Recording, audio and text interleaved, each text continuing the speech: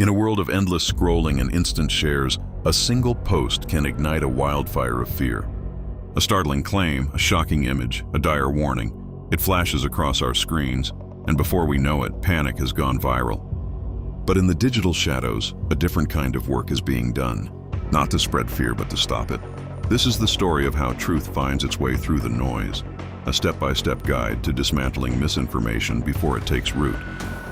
It begins not with a reaction, but with a question. The first step in this digital detective work is the initial triage.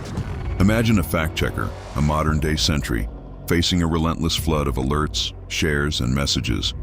While the online world erupts in chaos over a supposed public threat, their screen tells a different story. It shows a methodical process, a calm amidst the storm. Keywords from the viral posts are quickly entered into multiple search engines. They scan established, reputable news organizations and official agency websites. This isn't about finding more of the same panic, it's about finding its absence. In these critical first moments, the lack of confirmation from trusted sources is the first powerful signal that something is amiss. It's a deliberate pause, a conscious choice to seek clarity over chorus. With suspicion raised, the investigation deepens into source verification. The goal is to trace the sensational claim back to its ground zero. This is a journey backward through the digital echo chamber, past the shares, the retweets, and the reshares.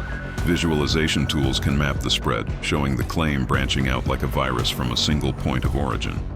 More often than not, this digital breadcrumb trail leads to a surprising yet familiar place. A newly created, anonymous account with no history, a blog known for sensationalism, or a forum infamous for spreading conspiracy theories. The authority of the claim crumbles when its source is revealed to be not a credible witness or an expert, but a ghost in the machine designed specifically to deceive. Next comes the crucial stage of evidence analysis. The most potent lies are often wrapped around a kernel of truth, and this is where the manipulation is exposed. Consider a split-screen display. On one side, an original, innocuous photograph, a crowd at a peaceful festival, a routine traffic stop, a normal weather pattern. On the other side, the version spreading like wildfire online. Here, the photo has been digitally altered. A peaceful crowd is made to look like a violent riot through cropping and filters.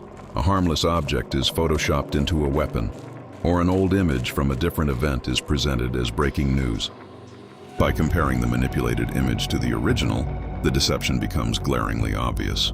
This side-by-side comparison serves as irrefutable proof, showing not just that the claim is false, but precisely how the lie was constructed. The final layer of confirmation is cross-referencing. The claim, now stripped of its source credibility and visual proof, is checked against official and expert channels. A security analyst, for example, would pull up official reports from law enforcement, government agencies, or relevant academic institutions. They would search for any internal bulletins, public statements, or data that could even remotely corroborate the viral rumor. The search comes up empty. There are no official warnings, no police reports, no expert validation.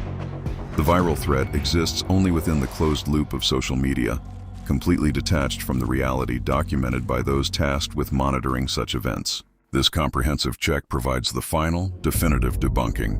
In the end, what began as a tidal wave of panic is reduced to a single debunked post. The conclusion is delivered not with alarm, but with calm authority. A professional, perhaps the analyst or fact-checker from our story, looks directly at the camera. They summarize the simple yet powerful steps taken. Assess the initial information without emotion, verify the source, analyze the evidence presented, and cross-reference with trusted authorities. The message is clear and empowering.